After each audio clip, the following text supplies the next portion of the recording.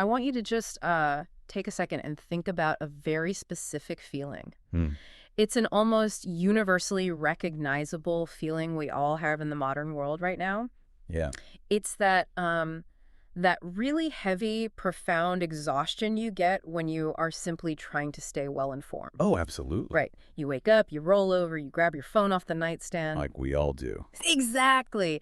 And immediately, you are just hit with a 24/7 barrage of breaking news. Just crises and outrage. An endless fire hose of information that never, ever shuts off. Yeah, it's relentless. And I mean, if you're anything like the rest of us, it leaves you feeling completely drained before you've even had a chance to pour your first cup of coffee. It really does. So welcome to today's deep dive. We are speaking directly to you, the learner. That's right. Because you're someone who genuinely wants to understand the world, but you are profoundly deep in your bones tired of the noise. And it is a completely valid exhaustion. I mean, it's exactly why we're exploring a concept today called politics minimalism. Yeah. We've pulled together an incredibly fascinating stack of sources for this one, too. You really have. We're looking at best practice guides, strategic frameworks, and some really deep insights from minimalist thought leaders like Joshua Fields Milburn and Ryan Nicodemus. Plus some heavy-hitting political philosophy mixed in there. Exactly. So the mission of this deep dive is explicit. We want to give you a shortcut to being deeply, truly informed. But while entirely avoiding that dreaded information overload. Right, which has just become the default state of being alive right now. Yeah, it's just the water we swim in.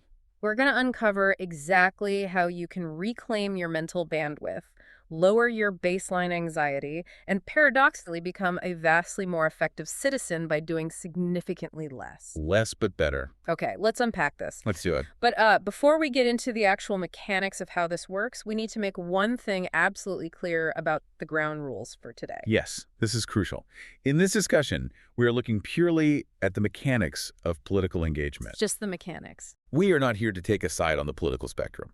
We are not advocating for a left-wing agenda, and we are not advocating for a right-wing agenda. No. Our focus is strictly on how we consume information and how we act on it. Right. We're going to impartially report on the frameworks provided in these sources, looking at the lifestyle and the structural design of engagement, not the partisan policies themselves. Exactly. We're looking at the engine, not the destination. I like that. And that impartiality is a foundational piece of everything we're about to discuss. Because the moment we start taking partisan sides, we fall right back into the very trap that politics minimalism is designed to escape. We become part of the noise. Exactly. So to understand the solution, we first have to understand the diagnosis. And the sources present this incredibly stark reality. We are witnessing the death of the reactive citizen. Yeah, and the numbers here absolutely floored me. They're wild. The statistics are staggering. According to the research in our stack, 65% of adults now feel a desperate, pressing need to limit their exposure to political news. Wait, just to maintain their basic mental equilibrium, right? Yes, 65%. Let's just pause on that for a second. Nearly 2/3 of the adult population is actively trying to hide from the news. Trying to shield their own minds. Shielding their minds from the very systems that are supposedly there to keep them informed. Precisely.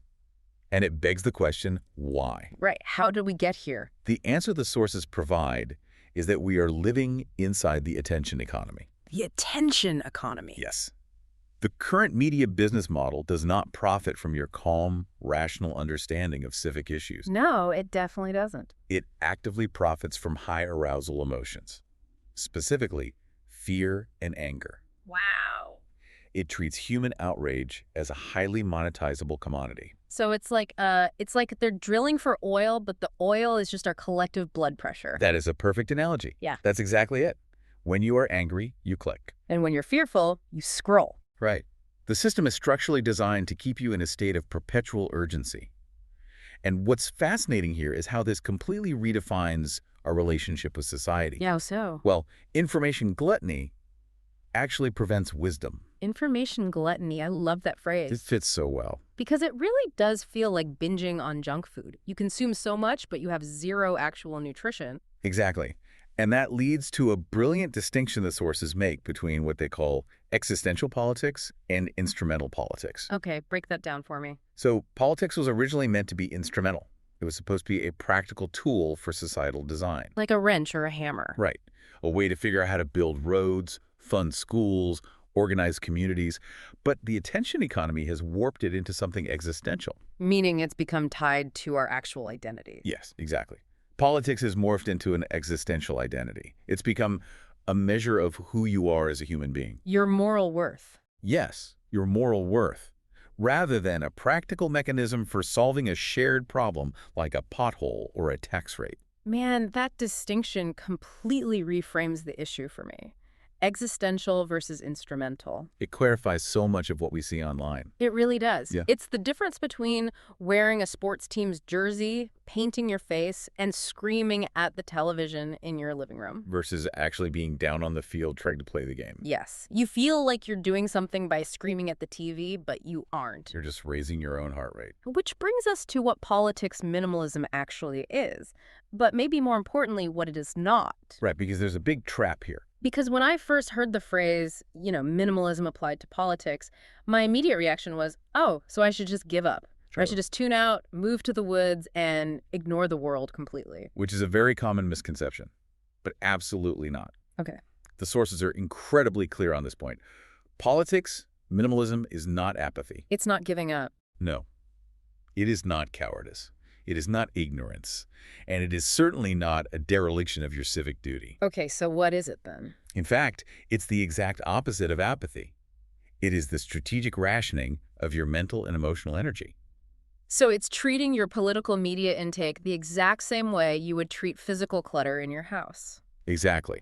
I mean, think about a room in your house filled to the ceiling with junk that you trip over every single day. Sounds stressful. It is. Stuff that serves no functional purpose. You don't just learn to live with it, and you certainly don't bring more junk into the room. You throw it out. You throw it out. And right now, the 24-hour news cycle is a fire hose of anxiety spraying directly into your living room. Because if you're reacting to everything, you have the energy to effectively act on nothing. Precisely. The minimalist rule of thumb here is simple. If a piece of information does not serve a purpose, if it does not give you actionable insight that you can use in your actual life or community, it is clutter. And it needs to go. It needs to go. Okay, I am fully sold on the diagnosis. The reactive citizen is dead, or at least highly medicated and exhausted. Right.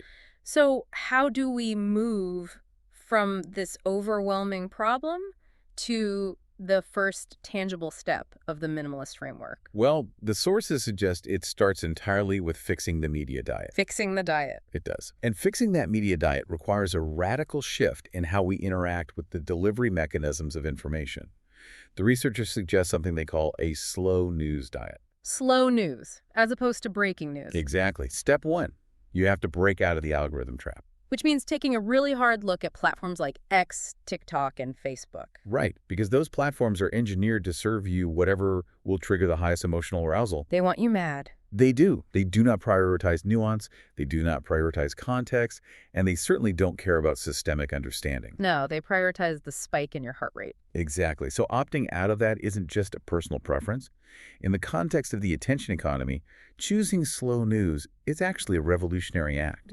Okay, but what do we replace the doom scroll with? Because nature abhors a vacuum, right? It does. If I delete Twitter, my thumb is still going to instinctively reach for my phone when I'm bored in line at the grocery store. Of course. So the framework suggests replacing the algorithmic scroll with the three-pillar rule for news consumption. Okay, three-pillar rule. What's pillar one? Pillar one is a neutral wire service. Think of something like the Associated Press or Reuters. Okay, so pretty dry. Yes, dry is the point. The goal here is to get raw, unvarnished facts without the partisan spin or the emotional manipulation of cable news pundits. Just the who, what, when, where, and why, without the dramatic background music. Exactly. You don't need a panel of 6 people yelling at each other to tell you what happened. Right. What's pillar two? Pillar 2 is a local paper. Local. Yes. We will get into why local is so important in a minute. But essentially, local news directly impacts your immediate community and your daily life in a way that national news rarely does. That makes sense. And pillar three? Pillar 3 is a long-form magazine or journal. And the goal of that third pillar is to understand structural trends over time, right? Rather than getting caught up in the daily, fleeting scandals that expire in 24 hours anyway. Yes.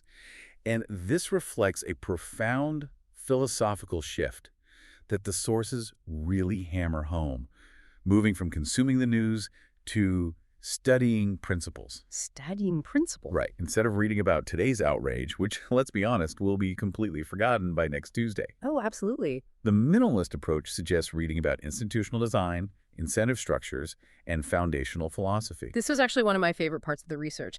They specifically mentioned texts like Friedrich Hayek's The Road to Serfdom, Frederick Bastiat's The Law, and Milton Friedman's Capitalism and Freedom. Yes, some heavy hitters. But they don't just name drop them. They explain why these matter. Like with Bastiat's The Law, he talks about this concept of legal plunder. Can you break that down for us? Absolutely. So Bastiat wrote this in the 1850s, but the insight is incredibly applicable today. Legal plunder is essentially the idea that the law, which is supposed to protect property and rights, can be corrupted by special interests to take from one group and give to another. Right. Once you understand that principle, you stop reacting emotionally to every single new tax proposal or subsidy debate on cable news. Because you see the matrix. Exactly. You stop getting angry at the politicians themselves, and you start seeing the underlying mechanism. You recognize, this is just a debate over legal plunder. It acts as a filter for your political energy. It does. It completely de-escalates the emotion. Because principles age well. News does not. That's a great way to put it. So how do we actually execute this slow news diet? The framework introduces this concept of the political budget or an attention cap. Yes, the political budget is the tactical application of all this. Yeah. It means strictly limiting your consumption of political information to 1 or 2 hours a week, maximum. Maximum. Okay, let's make this real. I want you, the learner, to really visualize this for a second. Imagine your week right now. Think about how many times you absent-mindedly pull your phone out of your pocket while standing in line for coffee or sitting at a red light, and you just start scrolling. Just chasing that hit. Think about the microdoses of cortisol and adrenaline you are feeding yourself multiple times an hour every single day. It's exhausting just thinking about it. Now ponder how your week would look if you traded all of that daily doom scrolling for a strict political budget. The sources give a fantastic example of a 90-minute block on a Saturday morning. It's a really great exercise. Imagine waking up on Saturday, you make your coffee, and you sit down for just an hour and a half. Okay. For 30 minutes, you read something foundational. Maybe a chapter from one of those philosophical texts on institutional design we just mentioned. Like Bastiat or Hayek. Exactly. Then for the next 30 minutes, you do some structured reflection. Maybe you write in a journal or discussing with your spouse, or just sit and synthesize what you read. Process the information. Right. And for the last 30 minutes, you calmly review one major current issue using that neutral wire service. AP or Reuters? Yes. And then you are done. You close the laptop. You implement 0 notifications on your devices for the rest of the week. 0. No breaking news alerts flashing on your lock screen. No push notifications from social media telling you what you're supposed to be mad about today. You reclaim all of that prime cognitive bandwidth. You get your weekdays back? You get your evenings back. Yeah. But wait, is a 90-minute budget really realistic for someone who, say, works in a field adjacent to policy or who just deeply cares about the direction of the country? It is, because you have to remember the distinction between effectiveness and awareness. Okay. The mental energy you save by doing this is staggering. But the goal isn't just to hoard that energy so you can take more naps. Although naps are nice. Naps are great. Mm-hmm. But the goal is to redirect that energy. We need to transition from freeing up this bandwidth to understanding where that energy should actually go. Right. Which brings us to a core concept in the research: your sphere of influence. This part of the research actually completely changed how I look at my local city council. The sources call it the math tragedy, or the influence paradox. It's a brilliant way to quantify the exhaustion we discussed earlier. I'll break down the math for us. Okay. The modern citizen spends roughly 90% of their mental energy and emotional bandwidth focusing on national or global theatrics. 90%? Yes. Situations where their actual individual influence is mathematically close to 0.01%. Right, like agonizing over a Supreme Court ruling or a massive geopolitical conflict on the other side of the planet. Exactly. You might have strong feelings about it, but your actual ability to change the outcome is virtually 0. But at the same time, that same citizen will almost entirely ignore local issues. Completely ignore them. School boards, city councils, local water districts, zoning boards. And what's the math there? These are areas where their direct impact could realistically be 50% or more. I mean, if you show up to a local town hall with 10 other organized neighbors, You can literally change the trajectory of your town's budget. The traditional media model completely reverses the natural hierarchy of human energy. They absolutely do. They want you obsessed with the White House because that scales nationally for their advertisers. They do not care about your local pothole. Right, the pothole doesn't get clicks in another state. So the minimalist framework corrects this by reestablishing a grounded hierarchy. Which looks like what? Energy must flow first to your personal life, then to your family, then to your local community, then to national politics, and finally to global politics. It's a complete inversion of the newsfeed. Exactly. And to understand why this is so critical, the sources look back to Stoic philosophy, specifically Marcus Aurelius. The Roman emperor. Yes. Think about Marcus Aurelius. He was literally the most powerful man in the world, surrounded by endless wars, court intrigue, plagues. This massive, world-altering chaos. Endless chaos. Yet his private writings, meditations, are entirely focused on what he could control. His own mind, his own reactions, his own duty. That's incredible context. And we can pair that ancient wisdom with modern management theory from thinkers like Peter Drucker, who heavily emphasized effectiveness over mere noise. What would Drucker say about our news habits? Drucker would ask, are you doing the right things or are you just doing things? Wow. Are you just spinning your wheels? Right. It comes down to understanding your locus of control. Yes, let's talk about that. We all have a circle of concern. This encompasses the national news cycles, the opinions of celebrities, foreign elections, things we genuinely care about but cannot directly change. And then inside that? Inside that is our circle of control, or our circle of influence. Yeah. This is your own vote, your local volunteering, your daily actions, the way you treat your neighbors. The tragedy of the reactive citizen is that they live entirely in the circle of concern. They do. They're screaming at the television, feeling helpless, marinating in anxiety. But the minimalist lives in the circle of control, where they are incredibly powerful. Exactly. They focus where it counts. Okay, here is where the philosophy turns into physical action. The sources call it the action over opinion rule. This is a tough one for people. It is. If you cannot take a concrete action on a topic, meaning if you cannot vote on it, donate to it, volunteer for it, or meaningfully contact a representative about it, you have to ask yourself if the mental energy you are spending on it is actually a good investment. Right. The sources contrast this beautifully by comparing slacktivism with real targeted action. Oh, slacktivism. We all know this one. Hold on it. We have. It's sharing an incredibly stylized infographic on your Instagram story and feeling a rush of dopamine like you just single-handedly saved the world. Yeah, check in the box. It's getting into a massive multi-paragraph argument in a Facebook comment section with someone you haven't seen since high school. Which achieves nothing. It is entirely performative. It's about ego validation. Exactly. Huh. Contrast that with real action. Real action is often quiet, but it actually moves the needle. Give me some examples of real action. It is writing a thoughtful, handwritten letter to a local representative. It is physically showing up to a town hall meeting and waiting your turn at the microphone. But I can hear the listener right now saying, I have a full-time job, I have kids, I can't show up to every town hall for every single issue. And they are absolutely right. Which brings us to the concept of the one thing. You cannot save the world. It is an impossible burden that the internet tries to force onto your shoulders every single time you log on. But you can pick one or two core causes. Right. Maybe it is childhood literacy in your specific zip code. Maybe it is local environmental conservation, like cleaning up a specific river. Maybe it is homelessness in your city. You pick your one thing and you dedicate all of your political energy right there. Yes. You become highly effective at one thing instead of highly anxious about everything. Okay, I get the media diet part. Uh-huh. I can delete Twitter. I can focus on my local school board. But what happens when I go to Thanksgiving and my uncle starts cornering me about a national election? Ah, the Thanksgiving test. Right. I can't just delete my uncle. No, you cannot. Even when we localize our focus, we are still dealing with people. And human interaction is exactly where politics tends to get the messiest. It is a vital point. Yeah. It is one thing to curate your news feed. It is another entirely to sit across from a relative who desperately wants to argue. So how does minimalism handle that? Managing that human element requires a deliberate shift back toward genuine connection. The cornerstone of this practice is what the sources call the dinner table rule. It's a simple rule, but honestly, if everyone followed it, the internet would probably shut down tomorrow. It really would. The rule is, if you wouldn't say it to someone's face over coffee, Do not say it behind a screen. The anonymity and the physical distance of the internet strip away our natural social inhibitions.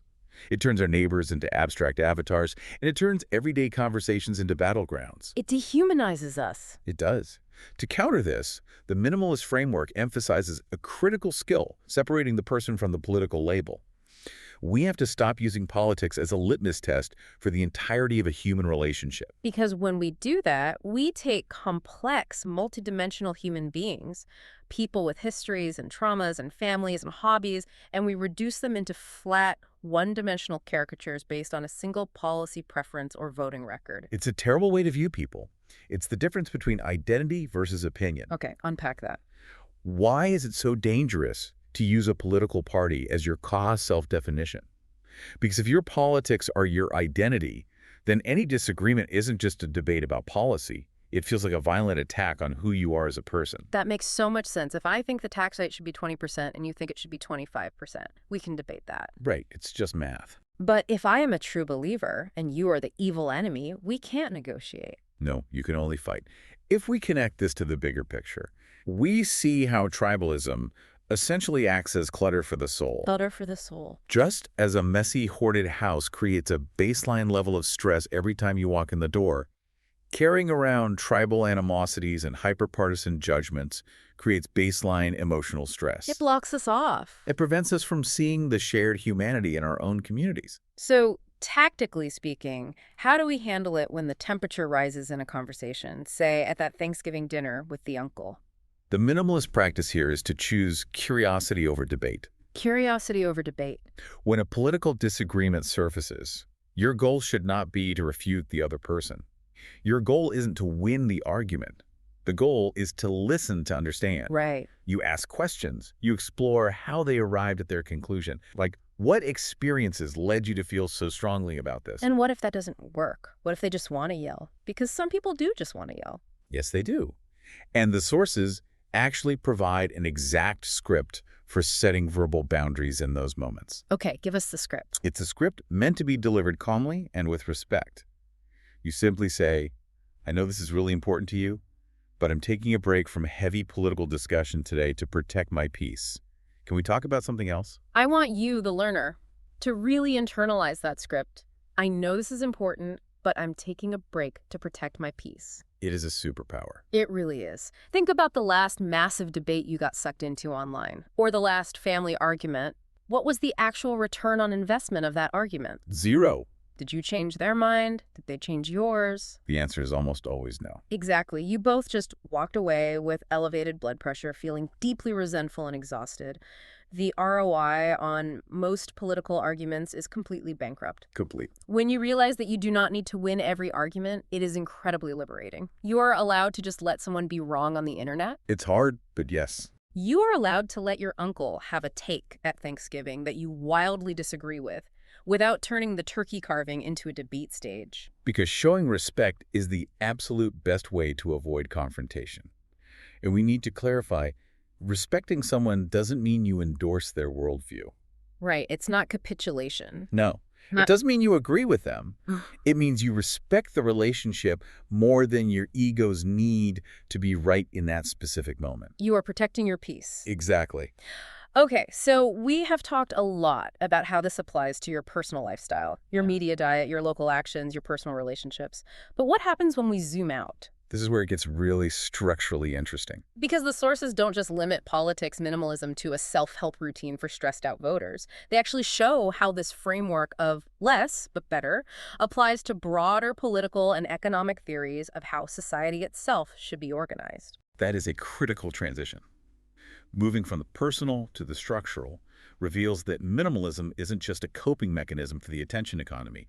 It is a serious historical lens for governance. So how does that break down? The text outlined three broader forms of political minimalism.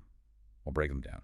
First, there is governmental minimalism. What does that look like in practice? It's a model of highly restrained governance. The sources cite the era of Calvin Coolidge in the 1920s as a historical example. Coolidge. Coolidge was famous for his restraint. He literally slept 11 hours a day and took long naps in the afternoon. Wow, a president sleeping 11 hours a day. Right. But that wasn't out of laziness. It was a deliberate philosophy. He believed in executing basic protections, like securing property rights and ensuring physical safety while maintaining strict fiscal discipline and actively avoiding unnecessary intervention in the lives of citizens. So doing the basics, but doing them well. Exactly. It is the belief that the state should do a few essential things exceptionally well rather than attempting to manage every aspect of society poorly. Don't do things just to be seen doing things. That sounds remarkably like the personal minimalism we just discussed. It scales up perfectly. What's the second theory? The second is democratic minimalism. This theory strips away the grand, utopian expectations of what a democracy is supposed to achieve. The text mentions that it avoids imposing thick moral visions. What does that actually mean for the listener? Because thick moral vision sounds like something from a graduate seminar. Fair point. A thick moral vision means the government trying to engineer a specific type of virtuous citizen, Okay. or trying to mandate a perfect utopian society based on one group's specific moral or religious beliefs. It's the government trying to act as your spiritual guide. Ah, I see. Democratic minimalism rejects that entirely. Instead of viewing democracy as a moral crusade, it views it simply and functionally as a procedural safeguard. A procedure. Yes, it's just a system for ensuring fair elections and the peaceful transfer of power. Nothing more, nothing less. Keep the roads paved, keep the elections fair, and leave the moral visions to the individual. Got it. And the third? Third, the sources discuss socialist minimalism. Okay, so coming from a completely different angle. Exactly. This approach holds no firm opinion on the vast majority of media-hyped cultural issues that dominate the daily news cycle.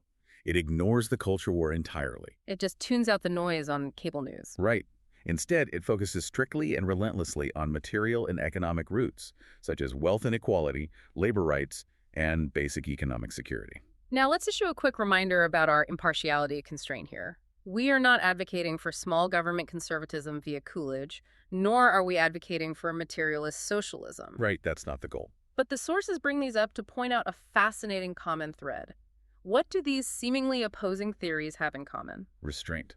That is the common thread. Rest- It is the philosophy of less but better, scaled up from a single citizen's mind to the architectural design of an entire institution. I love that.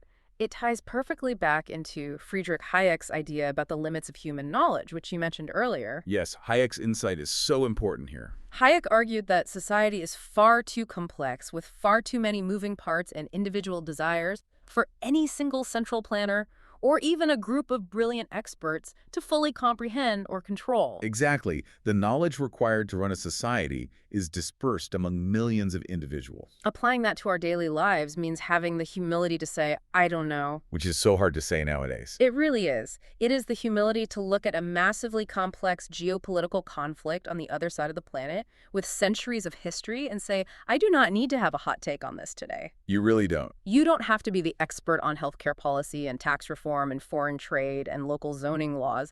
That expectation is a recipe for the exact burnout we started this deep dive talking about. It's an impossible standard. Having the discipline to restrain your opinions is a profound form of intellectual honesty.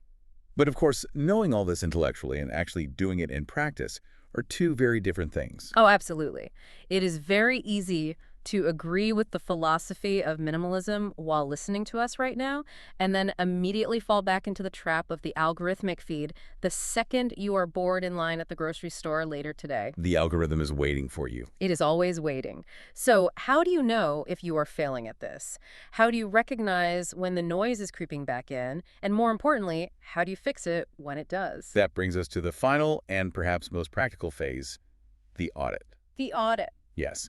The sources refer to the accumulation of this noise as political clutter, and they provide a very specific list of warning signs that indicate you need an audit. Let's walk through these because I recognize myself in way too many of them. We all do.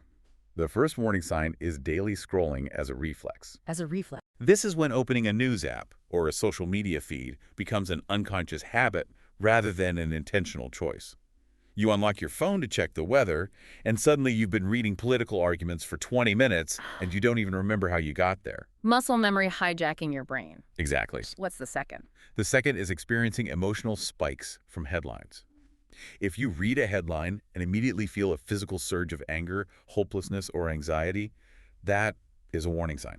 Because they've hacked your nervous system. It means the media is controlling your physiological emotional state. Wow.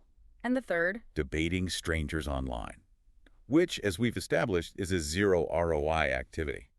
If you're typing a furious paragraph to a faceless avatar at 11 p.m., you have accumulated political clutter. Guilty as charged. Number 4. Performative action for ego validation. This is posting about an issue primarily to prove to your social circle that you are on the right side of history. Rather than taking quiet action that yields tangible results. Exactly. It's about looking good, not doing good. And the final one, which I think is the most insidious. Feeling urgency without agency. Urgency without agency. This is the absolute hallmark of the attention economy. It's when a news alert makes you feel that a crisis is immediate, terrifying, and existential, while simultaneously providing you with absolutely no mechanism to actually solve it. You feel panicked but paralyzed. Panicked but paralyzed. That's the perfect description. When you recognize these signs, and if you are human, you will recognize them, the framework prescribes a tactical reset. They call it the 7-day political fast. Yes, and it's meant to be a hard reset for your nervous system. What does that entail? For one entire week, you delete your news apps, you mute your political podcasts, you disengage completely. Let's walk through what a hypothetical week actually feels like, because it is not easy. No, withdrawal is real. Let's say you start on a Monday. Day 1, you are going to experience what they call the phantom grabs. You are going to reach for your phone 50 times to check the news, realize the app isn't there, and feel a weird spike of anxiety. What if something happens and I don't know about it? Exactly. The FOMO fear of missing out is intense initially. And then what happens? By day 3, the anxiety usually shifts into boredom.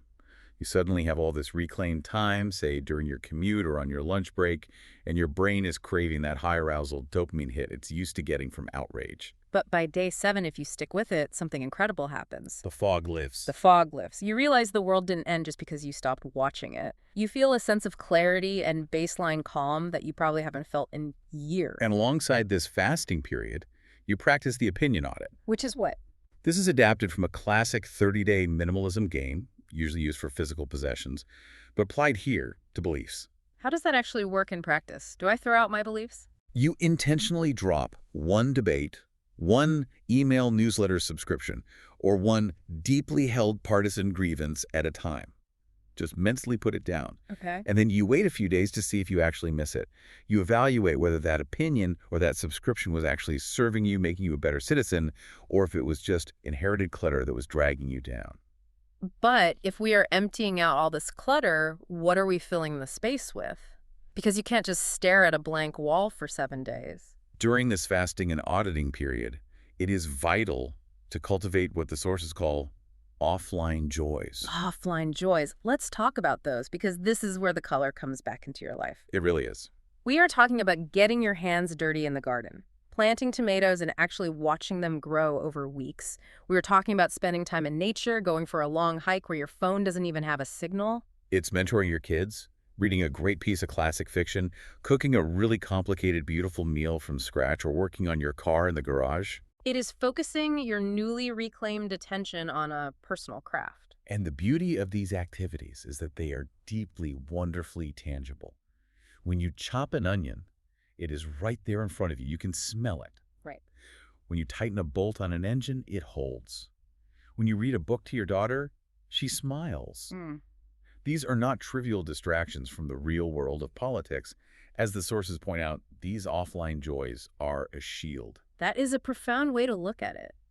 They anchor you as a citizen. They prove to your nervous system that the world is full of beauty and progress and goodness that exists entirely independently of the 24-hour news cycle. If your entire worldview is shaped by the news, you will think the world is constantly collapsing. Because that's what sells. Exactly. Offline joys remind you that it isn't. I want to challenge you, the learner, directly right now. Think about the last time you really engaged with a political issue online. Were you engaging to genuinely improve your competence and understanding? Or were you doing it for ego validation and a quick hit of dopamine? It's a tough question to answer, honestly. Before you engage next time, the framework provides 3 brilliant filter questions. I want you to write these down. These are great. Number 1, does this affect my direct sphere of control? Number 2, can I actually influence the outcome of this? And number 3, the ultimate perspective shifter, Will this matter in 5 years? If the answer is no, you have to find the strengths to ignore it and go water your plants instead. That shift in focus is the ultimate goal. If we summarize the entire journey of this deep dive today, we are looking at a profound transformation of what it means to be a citizen. We really are. The framework takes you from being a reactive consumer, someone who is passively fed outrage and harvested for clicks by algorithms, and turns you into a principled thinker. You step back. You study the foundations instead of the fleeting headlines.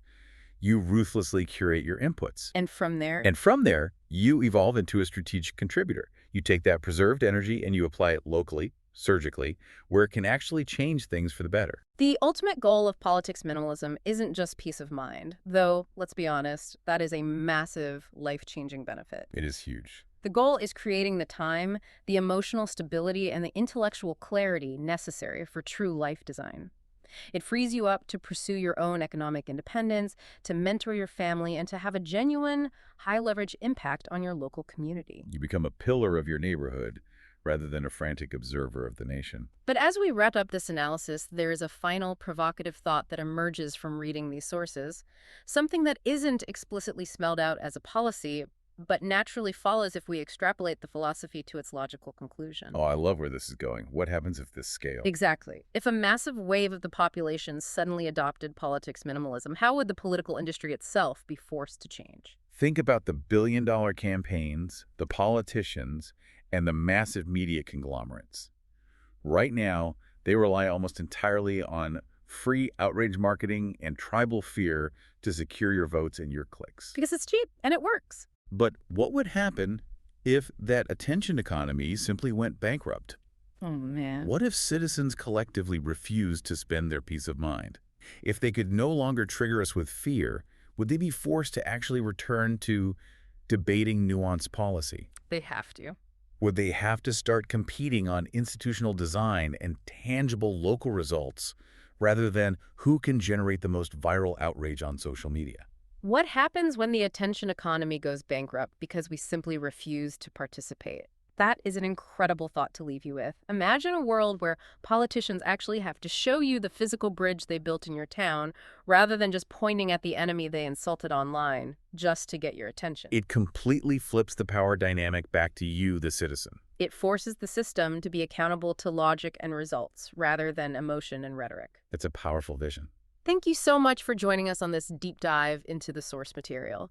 We know how incredibly valuable your time and your attention are. In fact, that's exactly what we've been talking about this whole time. Yes, thank you for being here. We appreciate you choosing to spend them here, focusing on how to reclaim your own mind. As you go out into your week, remember to audit your inputs, focus fiercely on your sphere of influence, and protect your peace at all costs. We will leave you one last time with the minimalist mantra that drives this entire philosophy: less but better.